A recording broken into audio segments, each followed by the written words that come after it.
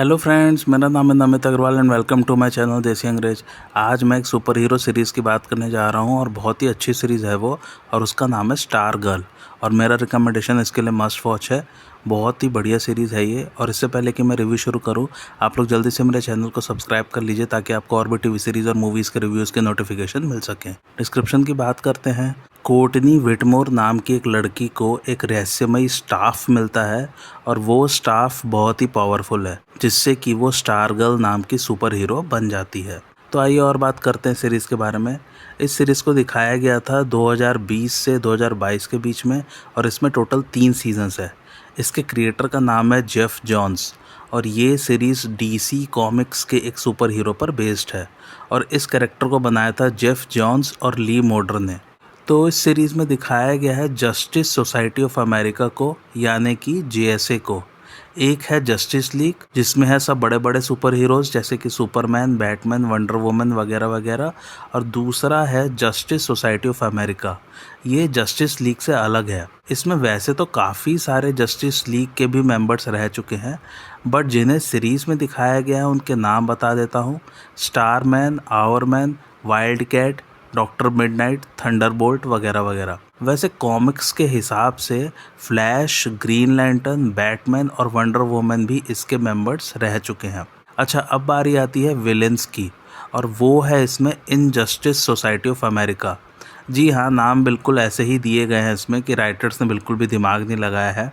Anyway, इसके main villains रहे हैं the Thinker, the Gambler, the Wizard, Vandal Savage, Per Degaton, Brainwave, Tigress, Solomon Grundy, Icicle वगैरह वगैरह।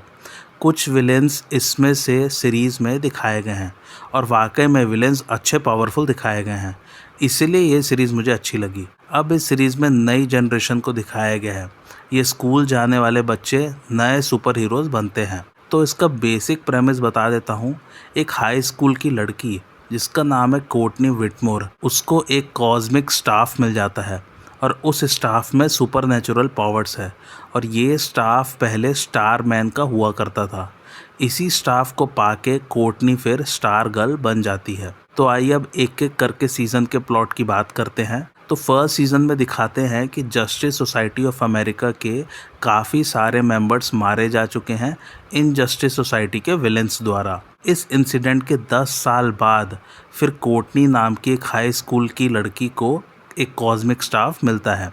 Staff का मतलब है यहाँ पर एक लंबा सा डंडा टाइप से, और कॉस्मिक मतलब कि जिसमें जादुई शक्तियाँ हैं। इसको पाके फिर कोर्टनी स्टार गर्ल बन जाती है। फिर कोर्टनी को एक दिन पता चलता है कि उसके स्टेप फादर, जिसका नाम पैट ड्यूगन है, वो दरअसल पुराने समय में स्टार मैन का साइड किक हुआ करता था। और ये कहानी दिखाई गई है ब्लू वैली नाम के एक छोटे से टाउन में। फिर धीरे धीरे कोर्टनी को जस्टिस सोसाइटी और इनजस्टिस सोसाइटी के बारे में पता चलता है, और कोर्टनी को एक बात और पता चलती है कि इनजस्टिस सोसाइटी के विलेंस ब्लू वैली में एक्टिव हैं, और वो लोग कुछ बहुत बड़ा प्लान कर रहे हैं। ये बात वो पैट को बताती है, लेकिन वो मानता नहीं है।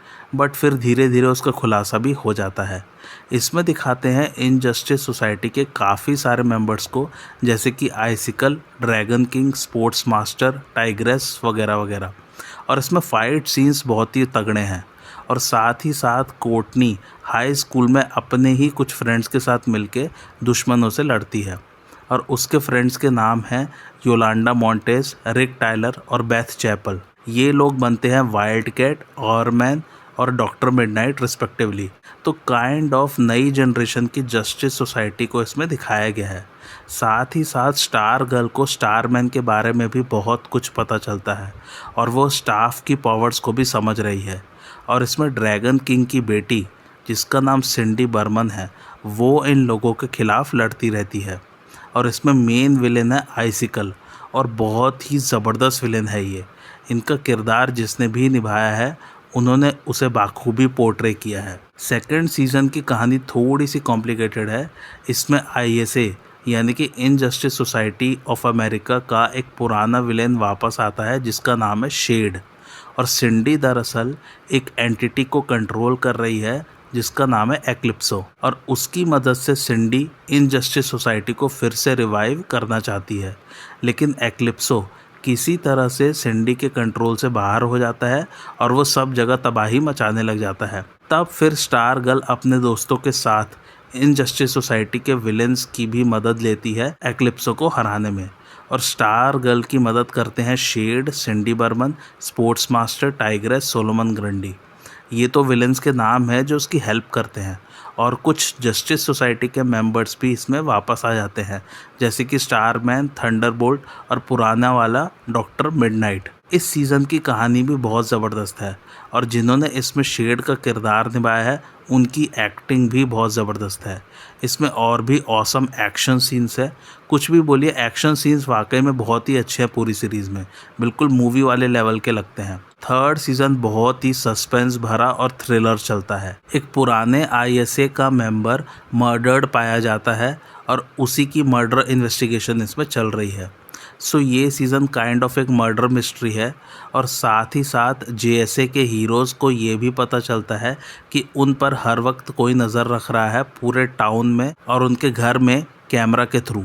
आखिर में फिर पता चलता है कि आइसिकल ही असली विलन है जो कि फर्स्ट सीज़न में मारा गया था, और आइसिकल JSA के एक पुराने दुश्मन के साथ मिल के ये सब कर रहा था, जिसका नाम है अल्ट्रा ह्यूमनाइट। और ड्रैगन किंग का भी हाथ होता है इस मर्डर मिस्ट्री में। और आइसिकल वापस कैसे जिंदा हुआ, ये सब जानने के लिए आप लोग सीरीज़ देखिए। तो आइए अब मेन कैरेक्टर्स और उनके सुपर पावर्स की बात करते हैं। तो सबसे पहले कोर्टनी व्हिटमोर उर्फ स्टार गर्ल, जिनका किरदार निभाया ब्रेक बेसिंगर ने। कोर्टनी की पावर्स मेनली जुड़ी है कॉस्मिक स्टाफ से ही। कॉस्मिक स्टाफ एनर्जी ब्लास्ट कर सकता है और कॉस्मिक स्टाफ उड़ भी सकता है, तो उसे जो विल्ड करता है वो भी उड़ सकता है। ऑब्वियसली स्टाफ के साथ ही उड़ सकता है। और कॉमिक्स में तो स्टार गर्ल एक कॉस्मिक कन्वर्टर बेल्ट पहनती है जो कि कॉस्मिक स्टाफ की पावर्स को यूज़ करता है, तो उससे स्टार गर्ल की स्पीड, स्ट्रेंथ और स्टेमिना बढ़ जाती है। सेकंड कैरेक्टर है योलांडा मॉन्टेस उर्फ वाइल्ड कैट का, और इनका किरदार निभाया इवेट मॉन्ट्रियल ने। सीरीज़ में दिखाया गया है कि इसके साथ एक बहुत बुरी घटना घट जाती है, जिसके कारण उसका स्कूल में मजाक उड़ता रहता है। लेकिन फिर कोर्टनी योलांडा को अप्रोच करती है वाइल्ड कैट बनने के लिए और उसकी टीम ज्वाइन करने के लिए, और योलांडा को इसमें एक स्किल्ड बॉक्सर दिखाया गया है। तो इसमें दिखाया है कि वाइल्ड कैट का एक सूट है, और उसे पहनते ही योलांडा के अंदर एक बिल्ली की तरह तेज़ी और रिफ्लेक्सेस पैदा हो जाते हैं, और उसके क्लॉज यानी कि पंजे भी आ जाते हैं। मतलब उसमें बिल्ली वाली सारी खूबियाँ आ जाती है। थर्ड कैरेक्टर बेथ चैपल उर्फ डॉक्टर मिडनाइट का, और इनका किरदार निभाया एंजेलिका वॉशिंगटन ने। इसे एक नर्ड दिखाया गया है, इसलिए ये ज़्यादा सोशली एक्टिव नहीं है। डॉक्टर मिडनाइट पहले चार्ल्स नाम का एक बंदा था JSA में, और वो एक्चुअली ब्लाइंड था। फिर चार्ल्स ने अपनी आँखों में एक इम्प्लांट लगा के अपनी विज़न ठीक कर ली थी। तो एक्चुअली डॉक्टर मिडनाइट बस एक स्पेशल तरह के ग्लासेस पहनते हैं आँखों में। इन ग्लासेस के थ्रू उन्हें दुनिया की ऑलमोस्ट सारी नॉलेज मिल जाती है। काइंड ऑफ पुराने ज़माने का इंटरनेट कह सकते हैं। और बेथ को कॉमिक्स में एक अच्छी फिजिशियन और सर्जन भी बताया गया है। सीरीज़ में ग्लासेस के थ्रू इंस्ट्रक्शन मिलते रहते हैं, जिससे कि वो अपने दुश्मन से फाइट कर सके। और इसमें नाइट विजन भी है, तो बेथ अंधेरे में भी देख सकती है। फोर्थ कैरेक्टर है रिक टायलर उर्फ आवरमैन का, जिसे निभाया कैमरन गेलमैन ने। इसको हमेशा ही गुस्सा आता रहता है, और जब रिक 7 साल का था तब इसके माता पिता एक कार एक्सीडेंट में मारे गए थे। लेकिन बाद में रिक को पता चलता है कि उसके माता पिता का मर्डर हुआ था। रिक के पिता ही पहले JSA में आवरमैन थे। आवरमैन की पावर्स है कि वो 24 घंटे में एक बार सुपर हीरो बन सकता है, सिर्फ 1 घंटे के लिए। तो 1 घंटे के लिए इसके अंदर सुपर ह्यूमन स्ट्रेंथ और एनहेंस्ड ड्यूरेबिलिटी और स्टेमिना आ जाता है। तो ये सभी 4 कैरेक्टर्स नया वाला JSA रिप्रेजेंट करते हैं। बाद में इसमें और भी मेंबर्स ज्वाइन होते रहते हैं जैसे जैसे कहानी आगे बढ़ती जाती है, जैसे कि नई ग्रीन लैंटर्न को भी दिखाते हैं इस सीरीज़ में। बाकी मेन कैरेक्टर्स है कोर्टनी का भाई, और इसकी बात मैंने अभी तक नहीं की है। इसका नाम है माइक ड्यूगन, और इनका किरदार निभाया ट्रे रोमानो ने। और यही कैरेक्टर पूरी सीरीज़ में मुझे सबसे इंटरेस्टिंग लगा। लेकिन सीरीज़ वालों ने इस कैरेक्टर को कुछ खास डेवलप नहीं किया है। दिखाया है, लेकिन जितनी उम्मीद थी उतना नहीं। इसे ही दरअसल एक पेन मिलता है जो कि थंडरबोल्ट है। थंडरबोल्ट काइंड ऑफ एक जीनी की तरह है और जो उस पेन को रखता है वो एक्चुअली उसे कंट्रोल कर सकता है, या यूँ कह लीजिए कि वो उससे अपनी बात मनवा सकता है। लेकिन ट्विस्ट ये है कि थंडरबोल्ट को एकदम स्पेसिफिक इंस्ट्रक्शंस देने पड़ते हैं, नहीं तो ये अपनी मर्जी से विश पूरी कर देता है। जैसे कि किसी ने बोला कि मुझे सबसे महंगी कार चाहिए दुनिया की, तो थंडरबोल्ट क्या करेगा कि जिसने विश मांगी है उसे ही सबसे महंगी कार के पास भेज देगा। सो विश भी पूरी हो गई, लेकिन मांगने वाले की ऐसी तैसी हो गई। तो समझ लीजिए कोई आदमी इंडिया में रह रहा है और सबसे महंगी कार अमेरिका में है, तो जीनी क्या करेगा कि मुझे सबसे महंगी कार चाहिए, अगर किसी ने विश मांगी तो ये सीधा उसे उठा के अमेरिका भेज देगा। एनीवे, तो माइक का किरदार सबसे मस्त है इसमें, और वो ही थोड़ी बहुत कॉमेडी करता रहता है सीरीज़ में, और यही थंडरबोल्ट को समझ के उसका अच्छे से इस्तेमाल करता है। लेकिन कुछ भी बोलिए, मस्त है ये वाला कैरेक्टर। फिर ऑब्वियसली है कोर्टनी के स्टेप फादर, जिसका नाम है पैट ड्यूगन, और इनका किरदार निभाया ल्यूक विल्सन ने। ये भी दरअसल एक सुपर हीरो है और इसके पास एक बहुत बड़ा रोबोट है जिसकी हाइट ही 15 फुट है, और पैट ड्यूगन ने इसे स्पेयर कार पार्ट से बनाया है, और पैट उस रोबोट के अंदर बैठ के उसे ऑपरेट करता है। ये रोबोट उड़ सकता है और कॉम्बैट में भी माहिर है। इसका किरदार भी अच्छा है पूरी सीरीज़ में। और कोर्टनी की माँ का नाम है इसमें बारबरा विटमोर, जिनका किरदार निभाया एमी स्मार्ट ने। और भी ढेर सारे कैरेक्टर्स आएंगे इस सीरीज़ में, जैसे कि Starman, Brainwave, Icicle, Shade, Tigress, Sportsmaster, सभी एक से बढ़कर एक कैरेक्टर हैं और सभी मस्त हैं। और ये सीरीज़ मुझे काफ़ी अंडररेटेड लगी। इसको उतना अटेंशन नहीं मिला ऑडियंस की तरफ से, क्योंकि सीरीज़ है तो अच्छी है। सभी के परफॉर्मेंसेस, कहानी, सेटिंग, सिनेमेटोग्राफी, स्क्रीन प्ले, सब कुछ अच्छा ही अच्छा है इसमें। और चूँकि ये हाई स्कूल में सेट है, तो स्कूल को देख के और यंग स्टूडेंट्स को देख के और मज़ा आता है सीरीज़ में। सो मेरी तरफ से रिकमेंडेशन मस्ट वॉच है। ढेर सारे हीरोज़ और विलेंस है इसमें, और ये सीरीज़ मुझे अच्छी इसलिए भी लगी क्योंकि इसमें स्पेशल इफ़ेक्ट्स और फाइट सीन्स बिल्कुल मूवी वाले लेवल के हैं, और कहानी तो खैर है ही ऑसम। और हाँ, सबसे अच्छी बात इस सीरीज़ की ये है कि इसमें विलेंस बहुत ही स्ट्रॉन्ग है। खासकर जो सिंडी बर्मन वाला कैरेक्टर है वो बहुत ही एम्बिग्यूअस सा है। वो आपको लास्ट तक समझ नहीं आएगा कि वो किसके साइड है, वो अच्छी है या बुरी है। एनीवे, आप लोग इसे देखिए और एंजॉय कीजिए।